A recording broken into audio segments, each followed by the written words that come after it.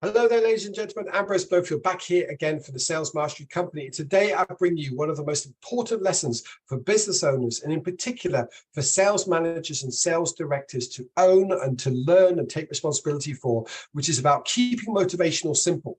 Now, hopefully you've already downloaded this workbook by interacting with us in different platforms such as LinkedIn. But if you haven't, please send through an email through to admin@salesmasterycompany.com and request the workbook that goes with this particular recording. Now, you can attend today's recording just with a scrap of paper, just take notes. It's going to be 15 minutes or less, so do make the most of that. However, if you had the workbook, then half of the notes will be taken for you. So it's keep motivation simple. Now, we've operated for over 19 years now. We've sold and trained into over 15 different countries in person, over 25 countries online. And I want to remind you, these are the lessons we've learned through the School of Hard Knocks ourselves, and also through the customer we've partnered with over many, many years. It's been over 15,000 customers now, and we can't wait to serve even more around the world, whether it's in person or online. The second page of your workbook's just got a bit of a welcome message and a brief overview of ourselves, but let's dive straight into it. So firstly, we're going to do a slightly different spin. As the graphic in the workbook and on the screen right now says, I don't want you to be the same as a manager. I want you to be better than you've ever been before. So today we're looking at 3 key aspects of ways you could improve the way you lead. Now, most business teams, not just sales, will go through some element of peak and troughs in terms of motivation and morale and quality. But we find that it's a sales team that tend to be under more pressure almost on a day-to-day basis, or certainly a week-to-week basis, in order for them to perform, because they're constantly being measured. Lead and lag measures are tracked in CRMs. Certainly the finance team get particularly stressed if there aren't enough sales coming through or payments being made and things like that. But understand, most people who step into a role of sales management or leadership do know how to motivate their team. The bit they struggle with, from what we've seen, and this is hundreds and hundreds of times we've seen this, is they can get a team up.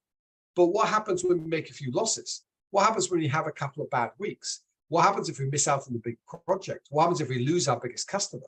The dips can be dramatic. And typically, as a rule of thumb, and this is a real sad state of affairs, but it takes more effort often to motivate somebody up than it does to demotivate them, meaning for somebody to switch off, to become disconnected, disenfranchised, and demotivated is really, really easy. And it's kind of just around the corner. And I don't want to say that to make you paranoid. I say that to grab your attention, to say, listen to the 3 techniques I'm going to share with you today to make sure people stay up. And I know you know how to get people up, but the dip's likely, the dip is common, the dip is fast, the dip does not take much of a catalyst to happen. And I want to make sure you can pick people up by avoiding those issues. Now, if you're distracted as a leader, it increases the chance of you losing sight of your team from one week to the next, and then the dip can happen fast. Likewise, if you haven't done any formal study around management, leadership, or psychology, then typically you're going to find it easy to miss the opportunities to do this. But at the end of the day, I want you to remember, your job is to be the good cop and the bad cop, not just one type of cop out there. So let's look at it. The 3 most common mistakes we see time and time again, where people are allowed to, not encouraged to, but allowed to get demotivated rapidly, remembering in a sales team in particular, just like most teams, but especially in sales, they can demotivate all those people around them very quickly, ultimately you as well. Sometimes people have the wrong approach to KPIs. Sometimes businesses have the wrong approach to accountability, and sometimes business managers or sales managers don't squash the tension that's natural between a sales team and others. So let's address these things, because if you don't address these 3 things, then essentially you're going to do all this effort into motivating the team, coaching the team, training the team, developing the team, and ultimately they're going to get demotivated time and time and time again. And you're going to get fatigued, they're going to get fatigued, and you're going to quit or they're going to quit. So KPI obsession. I love CRMs, especially those that work well, that are cloud-based and functional and easy and affordable. But the obsession with KPIs that sometimes comes off the tail end of that is, well, because we can measure it, we must measure it. It is so common to see high-performing salespeople think to quit a job, or indeed quit a sales job, because of a KPI obsession. Just because it can be measured does not mean it must be measured or even talked about. And yes, I understand if we measure things, we tend to get a 20% improvement in performance simply by measuring those things. Elton Mayo discovered that in the Hawthorne studies over 100 years ago. But the fact remains is, when you become obsessive as a leader and as a manager, people start to say, well, I don't matter anymore. So I love lead measures, measuring activities such as meetings, but maybe don't measure it down to the finite of how many emails did we send and how long was each email. Maybe don't worry about how many text messages we sent out unless that's the key measure that needs to be measured as a lead measure. Likewise, quality. Now, obviously, I'm slightly biased because we spent the last 19 years helping people as sales managers or salespeople improving the quality of how they operate. But the quality's got to be there. If you're calling people in Azerbaijan and your market is entirely in Iceland, it doesn't make a difference. So therefore, you could be measuring the wrong thing and not talking about quality. Likewise, KPI obsession might lead to managers to really assume that everybody putting in the same activity levels will produce the same results. Well, let me share a story with you.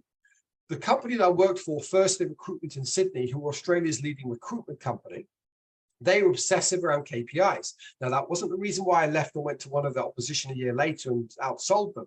It was simply for other reasons. But the fact was they were obsessive, and they assumed wrongly, this third bullet point, everybody has to do the same numbers to produce the same results. These were the numbers.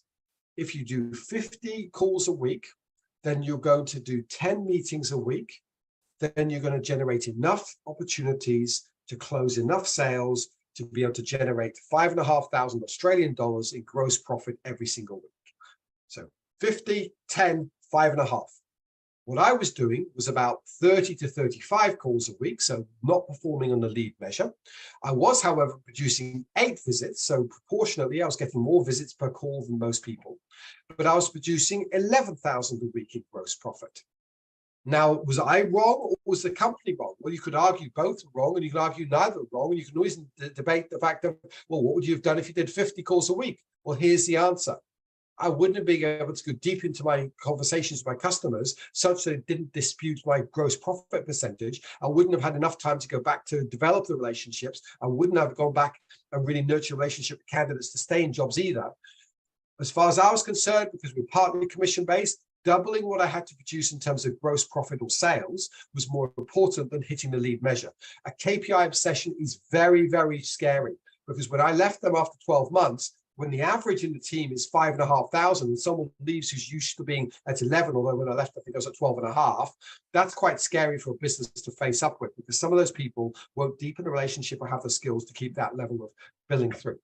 So make sure your team take ownership for their KPIs, meaning you don't set them, we set them, you with them. Not passed down from on high, it's set with the team. Number 2, remind them, I'm not just focused on the quantity, I'm also focused on the quality. And that needs to be part of your coaching mantra every single week, and remind them it's the quality of your work and the quantity of your work. It's both things. And number 3, work with them to identify what measures need to be done. Now, I was more of that lone wolf type mentality because I come out of a really strong background of Procter & Gamble in terms of my training.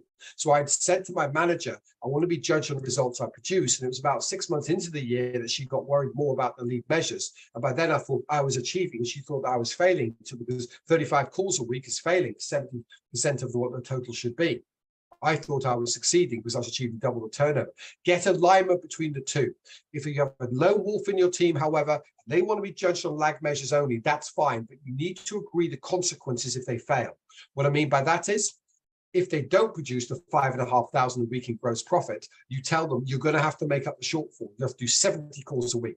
If they buy into that, then you can put it back on them. You've already agreed the consequence if it goes wrong, which is a nice dovetail to accountability. Most managers are poor with accountability. Sales managers are no different to that. You know, holding people accountable, especially if they're your friend or in your family, is really tough. If you've seen them every day rather than corporate business and different remote sites, it can be a lot harder.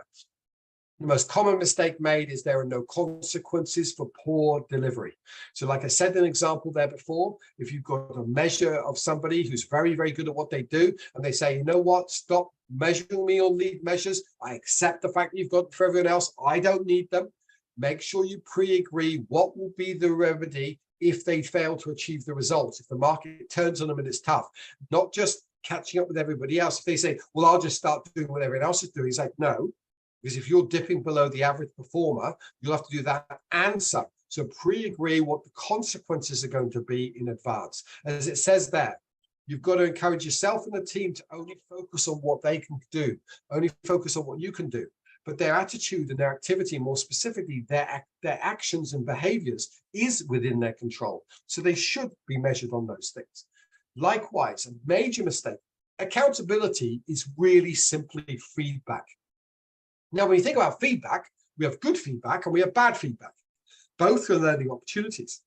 Why don't we start to merge or morph the language of accountability, that is often seen as judgment or only negative, into the word of feedback? Feedback is the breakfast of champions. I learned that in my early days at Procter & Gamble. The reality here is without it, nobody would be a high-performing athlete, just like nobody should be a high-performing salesperson without good levels of feedback. So what I'm going to encourage you to do is to make sure you find ways to compliment people when they do it right. Just like Ken Blanchard said in the 1-Minute Manager, catch people doing things well and reinforce that behavior. Gold stars, high fives, whatever it took at primary school. And likewise, try to coach the team to request feedback, to ask for feedback, i.e. accountability, because they want to be high performing and they start to realize without high performance and accountability is never going to be succeeding what results they want. And then finally, there is always tension between any division and department, between any branch and any other branch. There is always tension, but in particular, the number one pointed out department, in my experience of 19 years of coaching thousands of businesses around the world, most people dislike sales on a semi-regular basis. So what we've got to understand is sales are very demanding, and that's okay. I don't mind you being demanding so long as you're performing and delivering the sales to the table we need to be a profitable business. But I really want you as a leader to encourage yourself or your team to become proactive so that that tension doesn't turn up into demotivation and infect your team with demotivation. Sales is a motivational and a momentum game. And anything that slows us down, that demotivates us, can be very detrimental to the individual, then to the team, then to you, and then to the organization. It's infecting, and it's important to remember that. So this is what we've got to be clear about. It starts with you. They talk about the fish rotting from the head, just like a culture of an organization is directly impacted by the key leaders in their organization. But it starts with you. The way you speak about other colleagues of other teams or other managers will be directly absorbed into your team. The way you behave at meetings in front of other teams, everybody in your team is observing. The way you hang up the phone with the senior manager, or maybe the senior director, or even the business owner. Likewise, when you identify the leaders in your sales team, be proactive with the way you lead them, to coach them to be positive, to influence and motivate and engage with other team members of other divisions. Equally, be proactive in making sure you've got a relationship with the heads of each of the other departments, because without them, your sales team probably have nothing to supply to your customers. And then finally, this is a topic of coaching for the team. If you spot a member of your team who communicates well to someone in finance or admin or marketing, praise them. That's positive accountability. If you identify the way they spoke to somebody might have been derogatory or impatient, or maybe the email was short, sharp, and to the point, and while it would have been accurate, it wasn't motivating or engaging. It came across as condescending or judgmental. Jump on it fast. That's negative accountability, and it needs to be done. So in summary, we spend our lifetime at the Sales Mastery Company helping salespeople stand out by being different. And I want to help you as a sales manager or as a business owner to stand out by being different.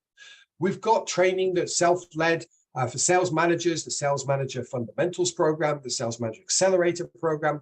Equally, we've got an amazing hands-on sales academy where we coach people on a week-to-week basis, motivate them, and make sure they implement what they do. But in order to be different for you in motivating your team and then holding them accountable, look for those 3 critical areas to get right.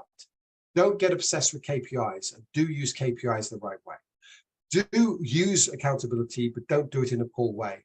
And of course, reduce the tension between yourself and your sales team and other teams in the organization.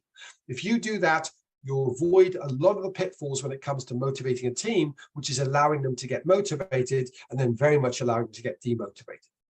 If you would like to have a chat further about our programs or ways we can help partner with you to help achieve great success and avoid many of the pitfalls over the years, then please send an email to admin@salesmasterycompany.com.